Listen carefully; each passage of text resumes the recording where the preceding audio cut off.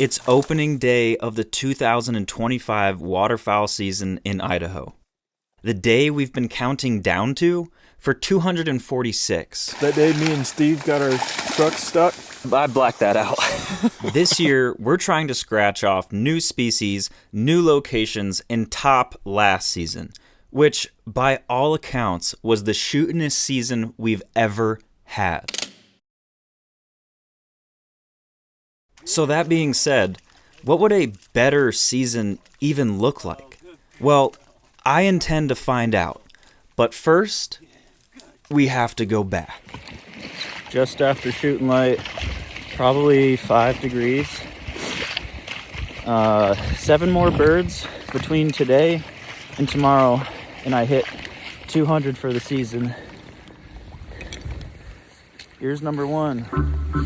Now, while the bird totals for the crew last year were pretty impressive, it wasn't the only thing that I was counting. For me, there's lots of variables and numbers I like to keep track of. Temperature, wind speed and direction, falling barometer, the usual suspects for getting birds in front of gun barrels. Take the drakes. But there's also things like waiter and gun failure, dollars spent on gas station coffee and breakfast, which I try not to look at too closely. And then there's days in the blind with friends new and old, retrieves by my young dog, and moments that make you cramp from laughing. I can't confidently pin down what it is that I like the most about waterfowl hunting. It's not exactly about the birds, but it is pretty incredible to see such a spectacle of nature. And I'd be lying if I said that a heavy strap at the end of the hunt didn't put a smile on my face.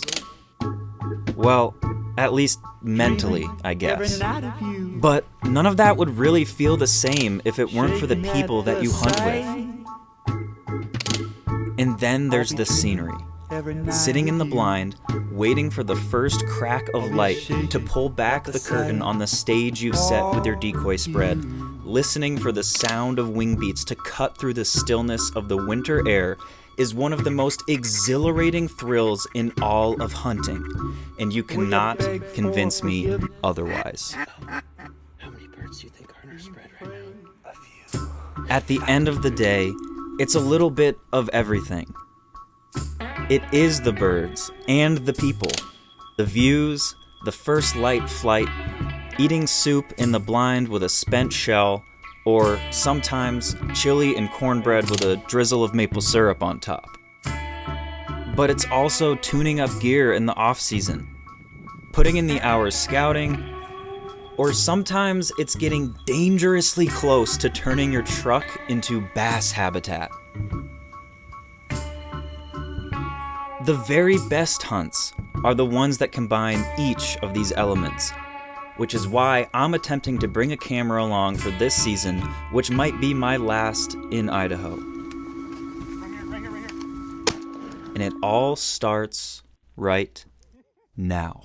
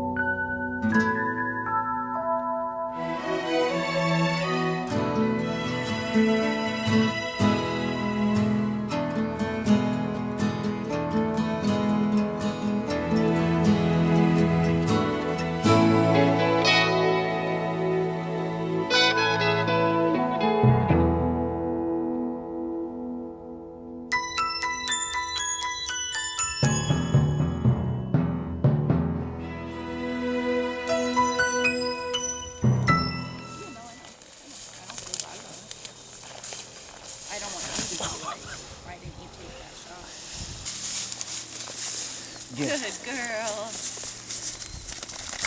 Double band, reward band.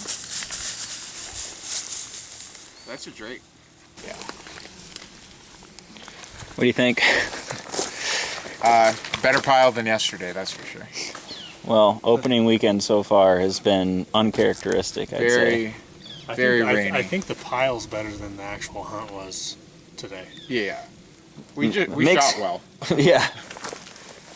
We get us a nice little hand woody. Yep.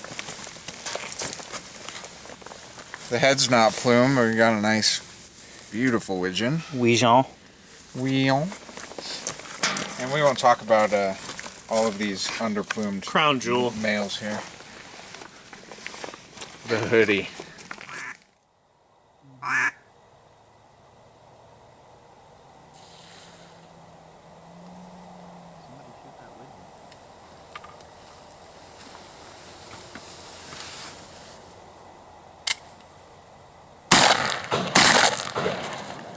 Wow. My AirPro fell out and I had to fix it. You hear my click? I did.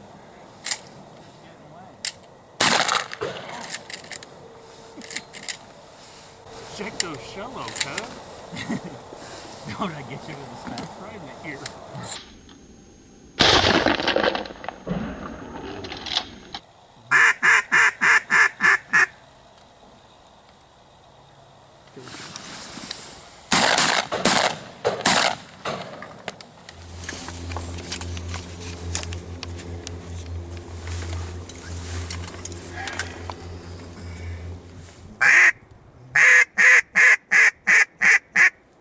Because when they were coming down, the one on the top was a Drake pintail. There were a couple in the middle that were drakes.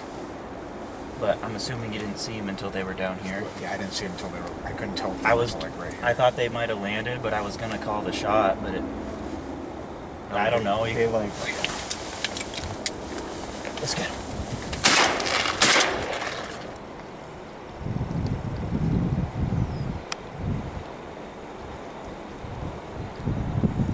Oh no.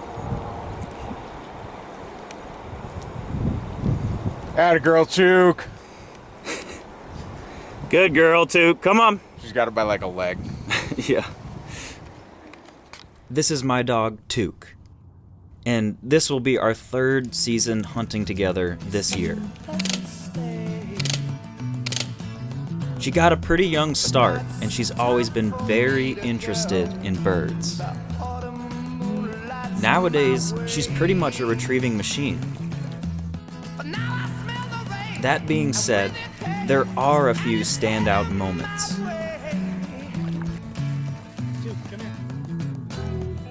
Good girl.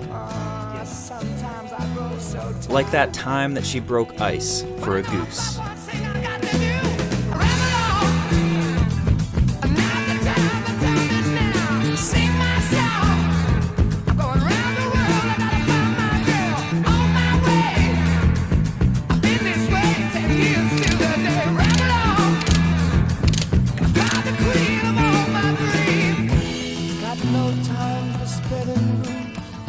Took loves waterfowl hunting so much, she'll even study film in the off-season. Good girl, Took. Home improvement. Home improvement time.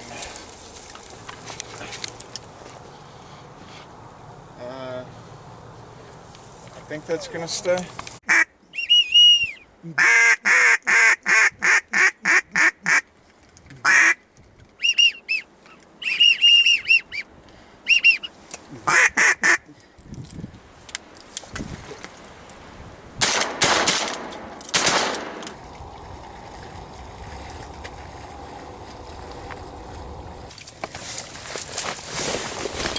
Good girl. Yeah.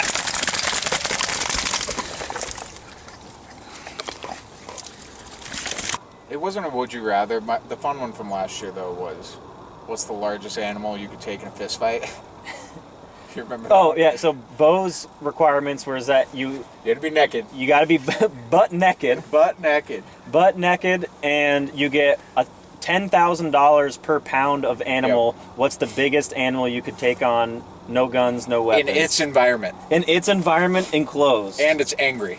And it's mad at you.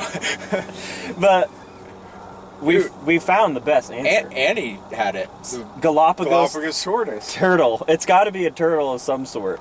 Would you rather have permanent, like Cheeto fingers, like Cheeto dust fingers, or permanent, I got a little piece of chip stuck in my throat? Ooh. Cheeto dust fingers.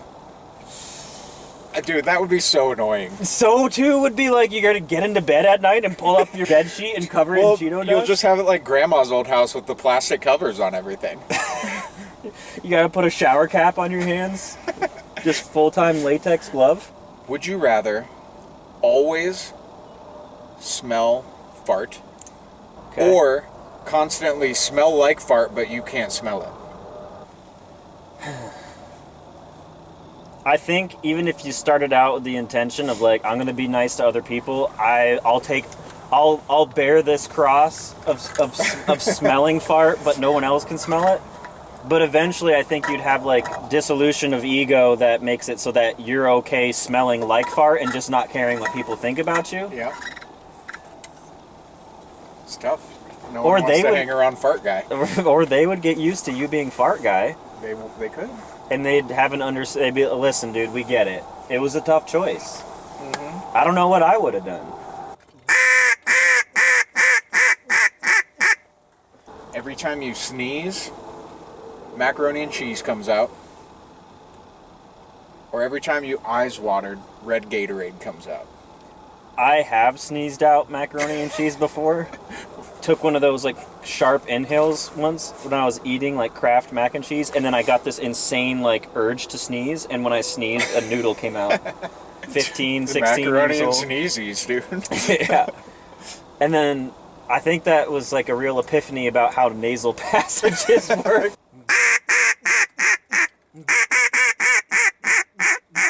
Goldeneye?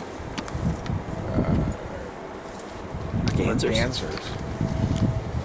Dude, there's your mount, right? Should I take them both? It's up to you, dog. Running, running, running.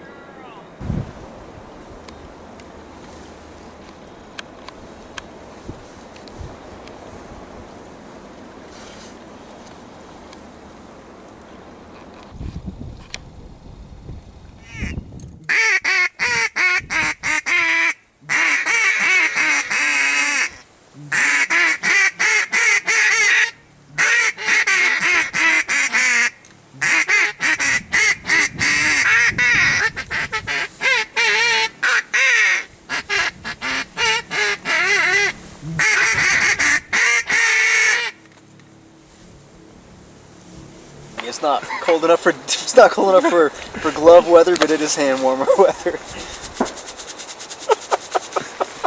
Hold on, let me just get my phone out.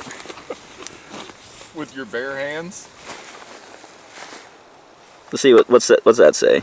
37, high of 43. With 40-mile-an-hour wind makes it 20. Oh yeah, it looks like it's wind. it looks like it's blowing 40. Man, I'm not a meteorologist. I listen. Super windy out.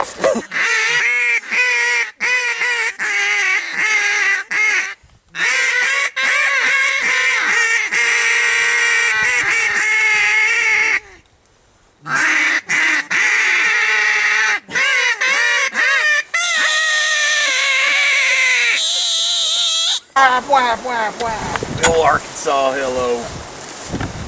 Then Canada's? Going back. Mr. Not Ducks.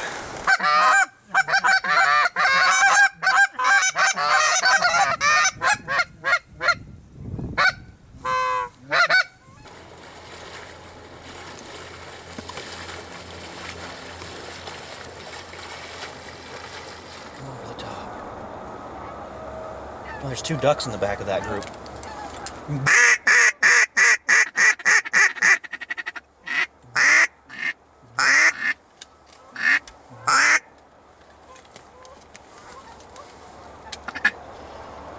gotta kill that greenhead, eh? Yep. I'd say he's dead.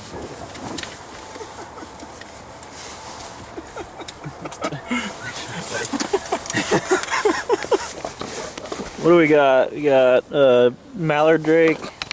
Mallard drake. Oh, look, another mallard drake. Another mallard drake. Oh, it just looks like a bunch of mallard drakes to me. Only drakes. Delta Dawn, what's that flower you have on? Could it be a faded rose from days gone by? And did I hear you say he was meeting you here today to take you to his mansion in the sky? She's 41 and her daddy still calls her baby. All the folks around Brownsville say she's crazy, 'cause she walks downtown with a suitcase in her hand, looking for a mysterious dark-haired man. In her younger days they called her Delta Dawn, prettiest one you ever laid eyes on. Then a man of low degree I don't have a stood problem by with it, but her if it goes down side, promised So, her that's- he'd take her for his bride. Delta Dawn, what's that flower you have on? Could it be a faded rose from days gone by? And did I hear you say he was meeting you here today to take you to his mansion in the sky? Delta Dawn, what's that flower you have on? Didn't pull the camera out once, but of course that's when it happens, right? And did I hear you say he was meeting you here today to take you to his mansion in the sky? The season left us just as quick as it arrived. And honestly, I didn't find myself reaching for the camera very much during our hunts. And a lot of that had to do with the fact that the season was kind of rough. Or at least that's what it felt like at times. Really thought it'd be raining ducks right about now. But looking back on it now, isn't that part of the love of the game? Taking the highs and the lows? Easy hunts make for a poor teacher. Sure, we all enjoy watching birds do it just right. But without the learnings from tough conditions, how would we develop the skills to bend the ducks to our will on a hard day? Talk him into giving up. Not to mention, a challenge makes the victory taste sweeter. From the understated satisfaction of picking out a plump, late-season greenhead, to the absolute joy of seeing a friend hold a 3-man strap of mallards for the very first time. I just want to do it again.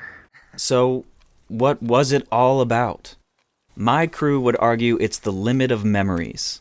And for those, there is no possession limit. Yeah! That was sick.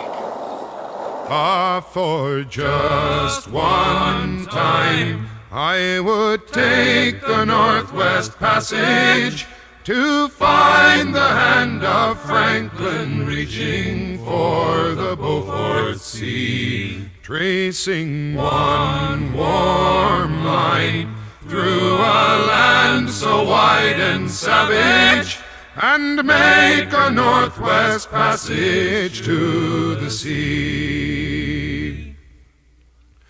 Westward from the Davis Strait is there 'twas said to lie the sea route to the Orient for which so many died, seeking gold and glory, leaving weathered broken bones and a long forgotten lonely cairn of stones.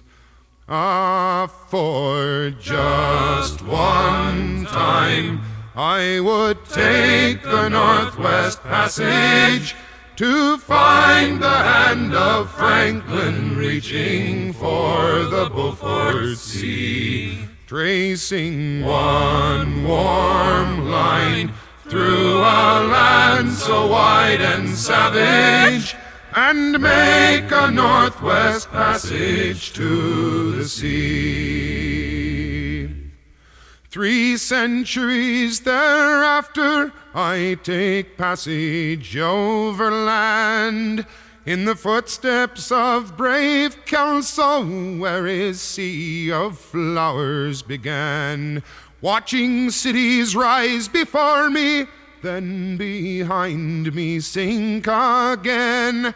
This tardiest explorer, driving hard across the plain. For just one time I would take the Northwest Passage to find the hand of Franklin reaching for the Beaufort Sea, tracing one warm line through a land so wide and savage, and make a Northwest Passage to the sea.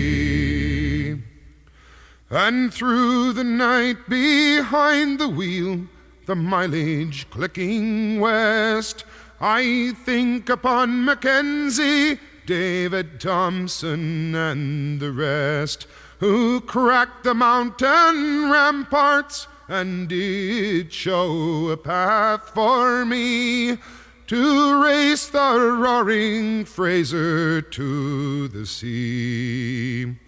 For just one time I would take the Northwest Passage to find the hand of Franklin reaching for the Beaufort Sea, tracing one warm line through a land so wide and savage, and make a Northwest Passage to the sea. How then am I so different from the first men through this way?